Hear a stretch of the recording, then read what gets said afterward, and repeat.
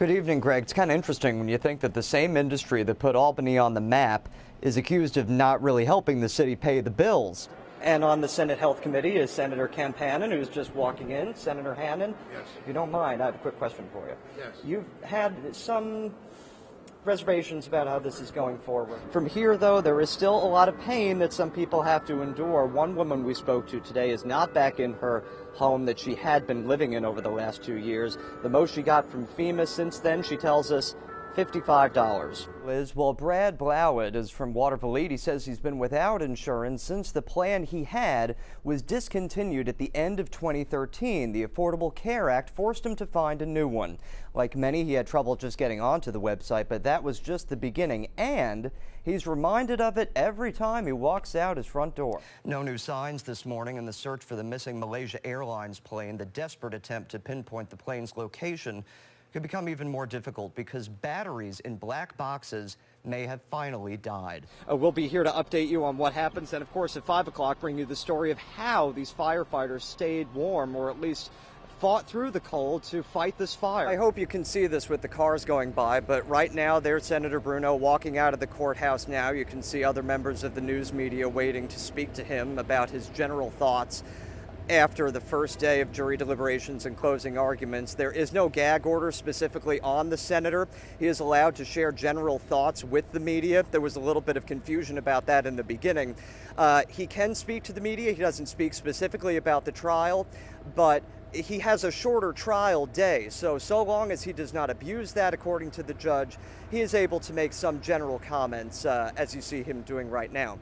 Also sitting with us in the courtroom to hear testimony is our legal expert, Paul Derenessian. Paul, a very important day in terms of closing statements here, and I'm always fascinated to see Elizabeth Kuhn from the U.S. Attorney's Office and E. Stewart Jones together.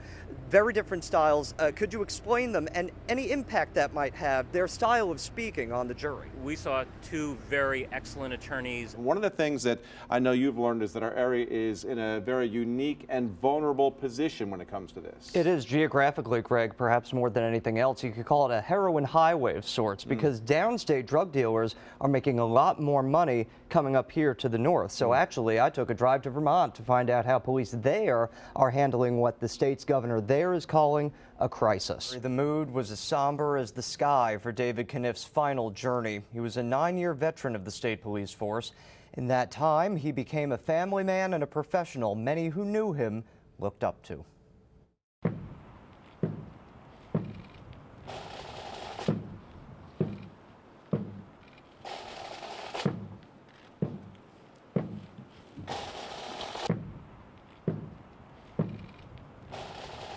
When we do lose a trooper or we lose a member, everybody feels that pain.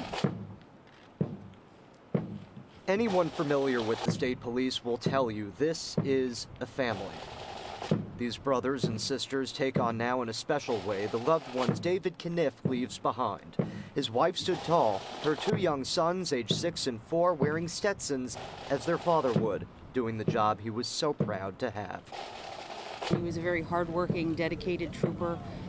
He was a very quiet, confident trooper that went out and did an outstanding job, and he was well respected by all of the members of the station that he worked in. And admired by Kniff's partner, with whom he was tried and tested during long days together at the academy. Dave was always happy to show off pictures of his family, his son doing donuts in the yard with his wheelchair, the family on a cruise in a faraway land, or a random sunrise that caught his attention. He always had a positive outlook, and no matter the situation, if good could be found in it, Dave could find it.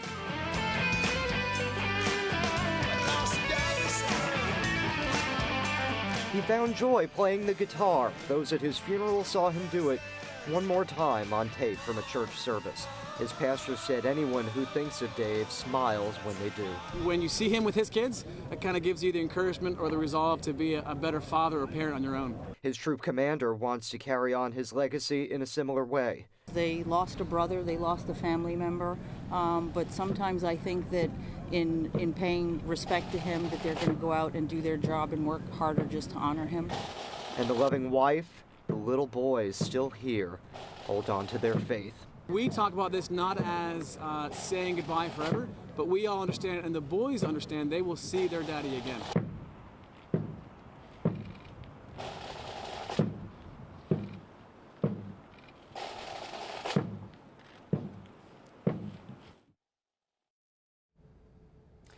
The church's pastor read a letter from Kniff's wife, Amy, at the end of the service. The two were married for 14 years. They met when they were very young. She said her husband flourished as a trooper. Pastor Owens also said that Mrs. Kniff has forgiven the truck driver, Gary Blakely. The investigation into the crash continues. At 6 o'clock, the Brotherhood of Support reaches far past New York. How far exactly it goes for some state troopers and how far they travel to be here today at 6 o'clock. Matt Markham was the first reporter to bring you that verdict live at noon today. He's been following Bruno's second trial from the start, and he's joining us live outside the courthouse in downtown Albany tonight. Matt? Liz and Dory, good evening. I think one of the most striking things that you could visually see during this day was when the senator was walking over to lunch after that not guilty verdict came down. And a guy driving a CDTA bus went by and waved his hand out the window. Joe Bruno waved back and then had to stop and actually wipe tears out of his eyes. A great element of relief that all of this has come to a conclusion.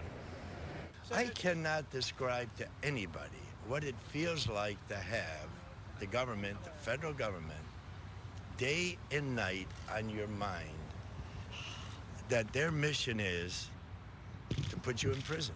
It is finally over for the man many in the capital region called Uncle Joe. After only about 5 hours of deliberations, a jury could not connect consulting payments and the sale of a horse to a return of legislative favors from the former Senate Majority Leader to an area businessman. It was nearly a decade since Senator Bruno was first accused and later tried once and convicted, and then a Supreme Court ruling nullified the grounds of that conviction, and Bruno was back before the court. This system, it works. Sometimes it's slow, but it works. Federal prosecutors stood by the charges returned by 2 grand juries while admitting they had hoped for a different verdict. Justice was served, and we accept the jury's verdict. With that, the case is closed. The lawyers will look at lessons to be learned from this trial. We seek justice, and we have no personal animus toward Mr. Bruno.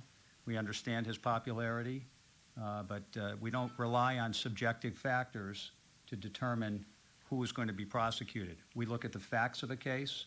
Defense attorney Easterwood Jones said there were no facts presented by the government. Legislators may maintain other legitimate work. Why shouldn't Senator Bruno, as a business expert, employ his business skills with another businessman in developing whatever relationship they thought was appropriate? The senator, now 85 years old, also thanked the jury and the Lord, saying it's time to pick up and move forward. If I could show you the letters, the text messages, the calls from people I don't even know, you hear them on the street as I go up the street. And you know what? That makes me feel good about the 42 years that I was in elective office. That makes me feel great about all of the good things that we did here for not just upstate, but this whole state. Our legal analyst, Paul Darnesian, has been here guiding us through these last 2 weeks of the trial. He was also here for the original trial back in 2009. Paul, what, in your opinion, is different about this trial versus the last one, and any impact that might have made? Several weeks ago, Matt Markham took a break in the southern Vermont mountains to get to the bottom of what makes this place one of a kind. Not many places in the eastern United States appear as lonely as this. Cold winters feel even colder in the deep woods of Glastonbury, Vermont.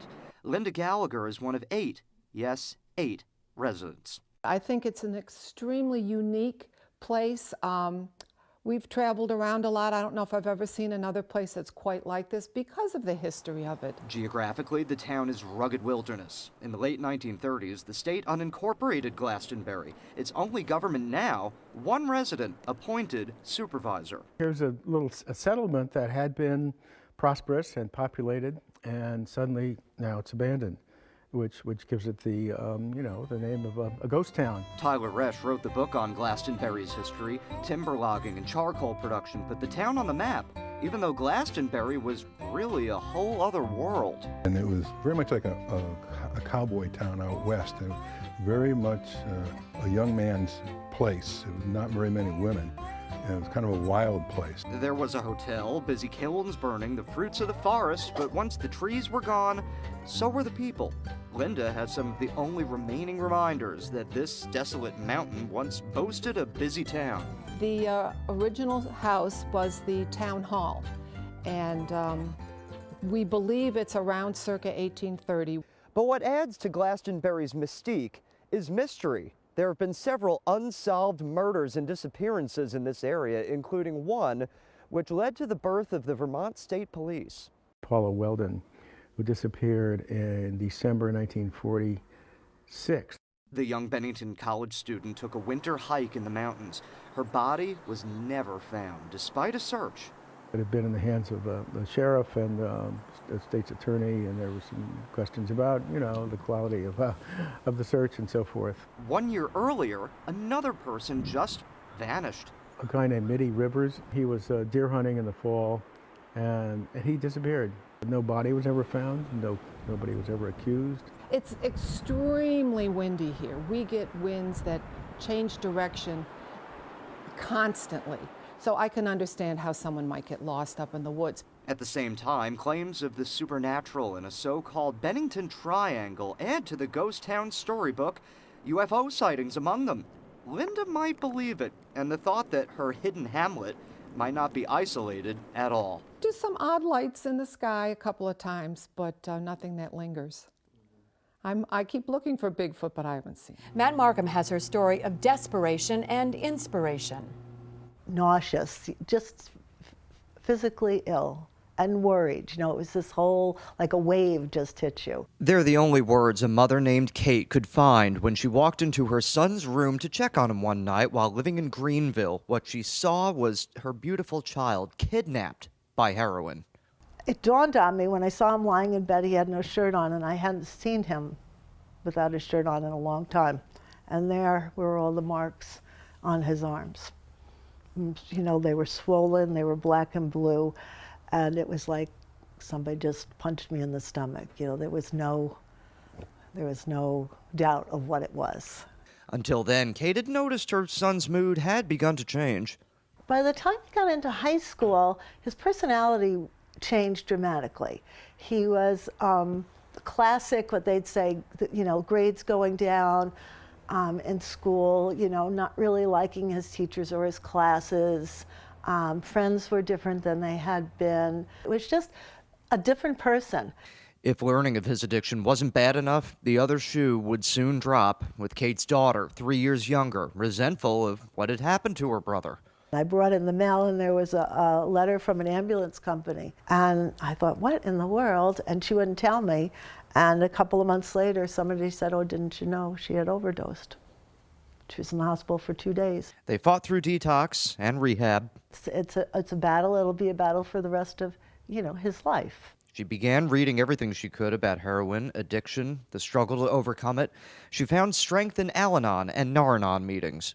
And as a former teacher, Kate wanted to prevent what happened to her own children to happen to any others. She thought, boy, I'd love to bring a program into the school. We found a place in Albany that was willing to come to the school and do like a pilot program with my class. And it was terrific, 3rd and 4th graders. In the meantime, Kate's relationships with her children began to grow again out of the ashes of addiction. She's in touch with both of them. Her son has been clean since September. Kate still talks to her daughter often and is still working to get her to go to some detox meetings. I'm not going to cut her off from her, from my life just because she's using drugs. I'm always there for them.